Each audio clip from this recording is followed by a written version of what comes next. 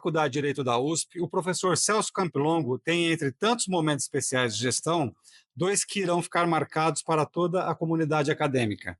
São os 200 anos da biblioteca, neste abril de 2025, e a preparação dos festejos do bicentenário da própria faculdade em agosto de 2027. Dentro deste contexto, gostaria que você falasse da importância dessa biblioteca, que é a mais antiga da província de São Paulo. Bom, a biblioteca é a mais antiga da província de São Paulo e uma das mais antigas do Brasil. Em termos de biblioteca jurídica, tem o maior acervo do país, são mais de 500 mil volumes. Portanto, uma biblioteca que tem uma importância extraordinária para a vida jurídica do Brasil. É, sem dúvida alguma, o maior acervo jurídico existente no Brasil, um dos maiores da América Latina, acredito. Como nós podemos pontuar a história dessa biblioteca dentro da sociedade brasileira e para a comunidade jurídica? A biblioteca tem uma peculiaridade, ela antecede a criação da Faculdade de Direito. Era a biblioteca da cidade de São Paulo, ela foi criada em 1825, portanto 2 anos antes da criação do primeiro curso jurídico do Brasil, nosso juntamente com o do Recife, os dois primeiros, e a biblioteca antecede então a nossa faculdade. Uma das razões até para que ela ficasse aqui era a existência da biblioteca que funcionava já aqui na faculdade, né? É uma biblioteca que tem muitas obras importantes, como antecede a criação da faculdade, tem obras do século XVII, obras do século XVI, é realmente muito impressionante. Podemos dizer, então, que a biblioteca exerce papel significativo na formação jurídica? Não só na formação jurídica. Se a gente pegar o século XIX, praticamente todos os grandes escritores brasileiros estudaram aqui na faculdade. Portanto, essa é uma biblioteca que serviu para formar também a literatura brasileira do século XIX. Mas para a formação jurídica, a biblioteca é uma ferramenta essencial. Alguém poderia dizer, qualquer celular aí tem mais do que 500 mil volumes, o que é verdade. Mas um ambiente acolhedor, receptivo, propício para reuniões, propícios para o debate, para o estudo, como tem uma biblioteca com as características da nossa, isso celular nenhum tem. Você falou de estudo, nós temos pesquisa, extensão e outras questões como o aprimoramento profissional. Qual o papel da biblioteca nesse sentido? Claro que a pesquisa, ela poderia eventualmente ser uma pesquisa de campo, ser uma pesquisa empírica, ser uma pesquisa estatística, todas as ferramentas são muito úteis para a pesquisa, mas no caso da pesquisa jurídica, ela é muito de caráter bibliográfico, de acesso a bancos de dados como precedentes judiciais, decisões dos tribunais. E, além disso, a produção bibliográfica. Eu diria que a produção bibliográfica tem, ainda hoje, para a pesquisa jurídica, um papel crucial. Acesso a revistas internacionais, acesso a bancos de dados, isso tudo é o que constrói a pesquisa jurídica no mundo inteiro e no Brasil não é diferente. Portanto, ter uma biblioteca com essa capacidade capilar de oferecer acesso à internet, a todo o material bibliográfico, convênios com editoras, convênios com as grandes revistas, tudo isso é fundamental para que a gente tenha uma pesquisa jurídica de qualidade e o programa de pós-graduação, o curso de graduação da faculdade continuem entre os mais importantes e, sendo bastante franco, nós estamos em primeiríssimo lugar em todos os rankings internacionais, para que a gente continue nessa posição. Quando você fala em primeiro lugar em todos os rankings internacionais e nacional, que dica você daria para os alunos que frequentam a biblioteca? Olha, a primeira dica é começar a frequentar a biblioteca no primeiro dia de aula. É ter sempre esse contato, essa proximidade com as coisas que acontecem na biblioteca. Quer para irem descobrindo, pouco a pouco, a grandiosidade e a relevância do nosso acervo, quer para se acostumarem com um ritmo de pesquisa intensivo, como exigem os estudos jurídicos. Então, a primeira coisa, comecem a frequentar rapidamente a biblioteca. Segunda coisa muito importante, não basta vir aqui na primeira semana de aula e depois abandonar no restante. Façam isso durante toda a graduação. Na pós-graduação, praticamente é inevitável que os alunos estejam muito assíduos na biblioteca. Na graduação também é inevitável, Mas, às vezes, com o passar do tempo, os alunos perdem este contato com a biblioteca. Nós estamos fazendo um enorme esforço para modernizar a nossa biblioteca, para modernizar as nossas salas de aula. Estamos construindo uma nova biblioteca justamente para que o aluno possa passar um longo período nas melhores condições possíveis de estudo. À porta desses 200 anos, a construção desse novo prédio da nova biblioteca. Fala um pouquinho do que significa esse novo prédio. Olha, esse novo prédio, ele tem nós temos muitas ambições por trás deste novo prédio. Em primeiro lugar, o nosso acervo, apesar de valioso, de muito especial, ele hoje não está nas melhores condições. Inclusive, nós não temos mais espaço para incorporar novas doações ou novas aquisições. Nós estamos com o espaço nosso aqui praticamente todo recheado. Mas, nos últimos anos, muitos foram os professores que doaram as suas bibliotecas. Para que se tenha uma ideia, nós temos aproximadamente 15 mil volumes encaixotados de bibliotecas de grande qualidade, doadas por professores, e nós não colocamos na prateleira, não colocamos à disposição dos alunos, porque não temos, neste momento, mais espaço. Com o novo prédio, todo este material ficará acomodado de uma maneira espetacular. Nós não vamos tirar todos os livros daqui e passar para lá. Uma parte do nosso acervo continuará aqui, mas eles estarão muito bem acomodados no novo espaço. Além disso, esse novo espaço contará com espaços muito acolhedores e tecnológicos para que os alunos possam ficar estudando lá o dia inteiro, trabalhando na biblioteca o dia inteiro. Diferentemente daquilo que acontece hoje, o aluno não tem tomada, por exemplo, para ligar o celular, para conectar o laptop, e não pode entrar com mochila aqui dentro da sala de consulta. No novo prédio, tudo isso vai mudar. Nós vamos ter tomada aos montes, conexão de Wi-Fi, janelas acústicas, o melhor tratamento possível para que o aluno possa entrar com a sua mochila, ficar tranquilamente instalado na biblioteca. Isto será um salto de qualidade extraordinário com a nova biblioteca. Além disso, nós temos um sonho, isto é, hoje nós não teríamos condições de fazer isso, mas nós temos um sonho muito importante e factível com o novo prédio. A futura biblioteca, ela terá um acesso direto pela rua. A faculdade pode estar fechada, pode estar de portas fechadas e a biblioteca funcionando normalmente. Isso me permite fazer algo que em algumas bibliotecas no exterior é comum, mas entre nós, infelizmente, não. Tendo o espaço adequado, uma biblioteca com acesso direto pela rua, que o estudante possa eventualmente ficar, aqui é o sonho, possa ficar trabalhando aí todo final de semana. Em algumas bibliotecas no exterior, a biblioteca fica aberta até de madrugada, vara à noite, fica aberta 24 horas por dia. A nossa própria biblioteca municipal, aqui a Biblioteca Mário de Andrade, tentou fazer isso durante um período e a frequência de madrugada era uma frequência razoável. Imagine tendo aqui a biblioteca plenas condições de receber os alunos, com uma lanchonete, uma cafeteria, uma vista panorâmica do centro histórico, no teatro que haverá lá na cobertura da biblioteca, nós teríamos todas as condições de prédio, de infraestrutura, instrumentais, para que o aluno pudesse passar o final de semana estudando aí na faculdade. Isso já é um sonho, mas eu espero que um dia a Faculdade de Direito chegue lá. Mas tem um projeto desse horário ser estendido já? Que não seja nos finais de semana, mas pelo menos... Sim. A ideia é de que, não tenho dúvida nenhuma, de que com o novo prédio, no atual nós temos dificuldade de locomoção, de elevador, de transporte, de sala para estudo. Então ela funciona de modo precário, daí a necessidade da construção de um novo prédio. Mas a minha impressão é de que o número de usuários, o número de consultas diárias à futura biblioteca, ele vai ser multiplicado por 10 vezes, no mínimo.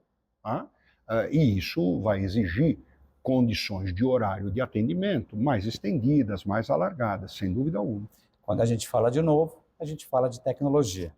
Então, eu queria que você falasse duas coisas. Primeiro, da digitalização do acervo, né? Se já existe algum projeto sobre isso.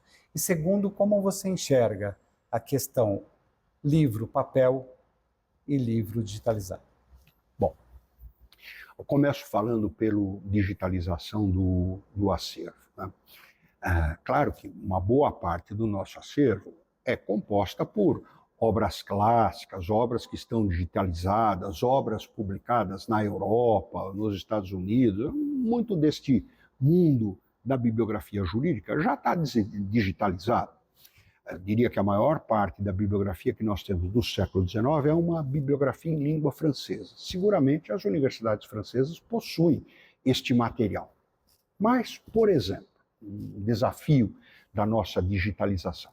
Há estudos que dizem que no século XIX nós tivemos aproximadamente 6.000 volumes jurídicos publicados no Brasil ao longo do século XIX. A biblioteca da Faculdade de Direito possui aproximadamente a metade destes 6.000 volumes e é seguramente aquela mais completa existente no Brasil a respeito das obras jurídicas publicadas no Brasil no século XIX. Mas ainda assim nós não temos tudo. As edições do século XIX não eram grandes edições, grandes tiragens, o número de leitores e de juristas não era tão grande quanto o que nós temos hoje no Brasil. E é possível que algumas dessas obras tenham tido pequenas tiragens, 50 exemplares, 100 exemplares, e algumas delas dificilmente serão reconstituídas. É possível que estejam em sebos, com colecionadores, numa ou noutra biblioteca pública, que não a nossa. É possível. Mas é fato que este material não está reunido num só lugar e não está digitalizado. Um primeiro desafio, por exemplo, seria o de se tentar digitalizar toda a produção nacional localizada e identificável, porque isso não está nos grandes bancos de dados internacionais. Isso é uma lacuna. Imagine o quanto os estudos jurídicos no Brasil ganhariam se eu tivesse tudo digitalizado, tudo informatizado daquilo que foi produzido pelos nossos juristas no século XIX. Isso já seria um ganho extraordinário. Mas eu posso falar também, além do arquivo de livros, né, a digitalização dos livros, de falar na documentação dos arquivos da faculdade. Essa também, infelizmente, não está digitalizada. Eu tenho muitos volumes que reúnem trabalhos dos alunos do século XIX, que reúnem provas dos alunos do século XIX. A consulta a estes documentos hoje é uma consulta muito precária. Muita gente sequer sabe da existência deste material. Mesmo livros importantes sobre a história do ensino jurídico no Brasil sequer tiveram acesso, porque não citam, a este material. Imagine só a digitalização de todo este material com tecnologia moderna que me permita identificar, mesmo com uma caligrafia do século XIX, determinadas palavras-chave, determinados itens que viabilizem a pesquisa. Eu colocar todo esse material digitalizado e com fácil acesso, fácil consulta, isso significa uma verdadeira reviravolta na qualidade da pesquisa jurídica brasileira. Então, as vantagens da digitalização dos documentos, do arquivo, do material bibliográfico do século XIX seriam extraordinários. Isso sem contar que nós temos cartas do imperador para o diretor da faculdade, cartas do diretor da faculdade para os ministros de Estado, correspondência entre professores e políticos do século XIX, todo um material de uma riqueza extraordinária, que infelizmente não está digitalizado. Então o projeto de digitalização é muito importante. O lugar onde estudo a consulta a este material, a guarda deste material, a conservação desse material, será tudo na futura biblioteca. Isso seria um diferencial. Você fala em 15.000 volumes. O que a gente pode destacar entre esses volumes? Quais seriam as obras que mais chamariam a atenção? Da literatura nacional, 6.000 volumes. É 6.000 volumes, tá. Número um pouco menor. Olha, tem muitas coisas que não são nem de fácil identificação. mas praticamente tudo aquilo que professores do século XIX produziram no Brasil, as teses que defenderam, as teses com que concluíram os cursos, todo este material, uma tese no século XIX não tinha a mesma modelagem de uma tese do século XX, mas praticamente cobrindo todas as áreas do conhecimento jurídico, nós temos muita produção que não é sequer acessível para o grande público, né? Isso tudo é uma judiação que não esteja disponível para os pesquisadores brasileiros e internacionais, porque com o acesso digital, qualquer um que entendesse um pouco de português, e quem vai estudar as coisas do Brasil, geralmente conhece a língua portuguesa ou conhece o espanhol, teria um fácil acesso a todo esse material. Voltando à questão histórica, ao longo de todo esse tempo que a biblioteca vai completar, o que você julga de alterações ou de mudanças mais impressionantes? Na biblioteca, no funcionamento da biblioteca? Bom, eu escrevi um artigo recentemente, uma contribuição para um livro que está em construção, sobre a história das tomadas da faculdade. Quando eu falo assim, tomada da faculdade, por exemplo, para um estudante como aquele que está fazendo consulta aqui na biblioteca hoje, ele imagina a tomada para ligar o carregador do celular, a tomada para ligar o laptop. No século XIX, eu não tinha nenhuma tomada desse tipo, nenhuma tomada de energia elétrica na faculdade. Por que eu digo isso? Eu asseguro que não tinha nenhuma tomada de energia elétrica. Porque o prédio não possuía instalações elétricas. Não tinha iluminação elétrica dentro da faculdade no século XIX. Tinha na rua. No final do século XIX, início do século XX, a rua já tinha iluminação, o Largo São Francisco já tinha iluminação elétrica.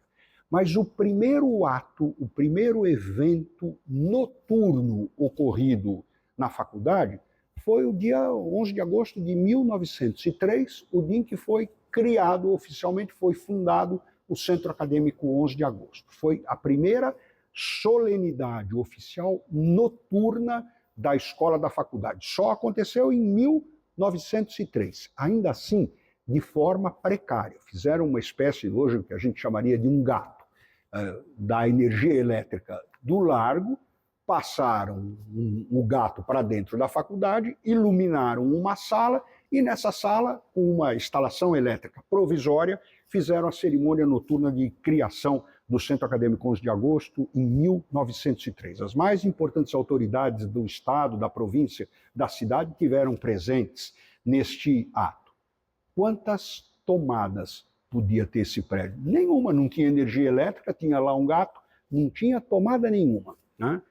Quantas tomadas de energia elétrica eu vou ter no prédio novo, né? Na nova biblioteca? Só aqui já é uma mudança da água para o vinho, mostra o quanto da precariedade de uma biblioteca que sequer tinha iluminação elétrica, era iluminação a gás, iluminação a vela, para uma biblioteca toda conectada com LED, com internet, com fibra ótica, como será a nossa.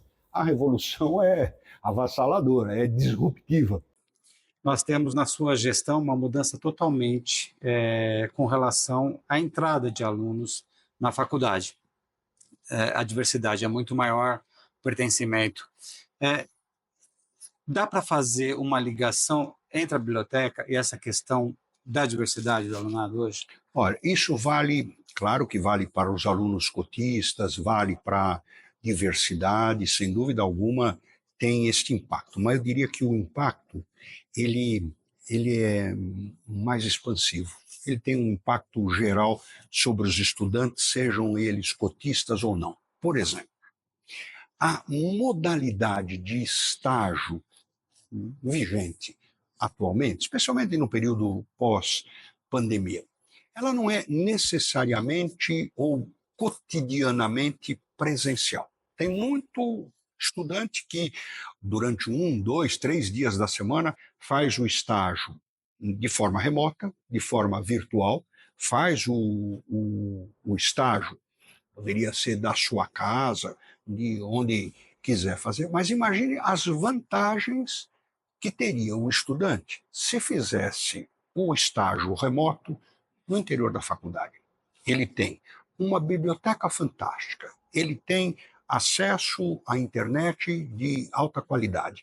Ele tem ar-condicionado em todas as salas. Ele tem tratamento acústico na nova biblioteca. É melhor ele estudar onde? Na biblioteca ou na casa dele, onde tem um irmão que bota a música num som muito alto, tem a mãe que pede para ele comprar o pão na padaria, tem uma criança que fica gritando na rua, jogando futebol na frente da casa. Enfim, todas estas coisas que tiram a concentração do aluno.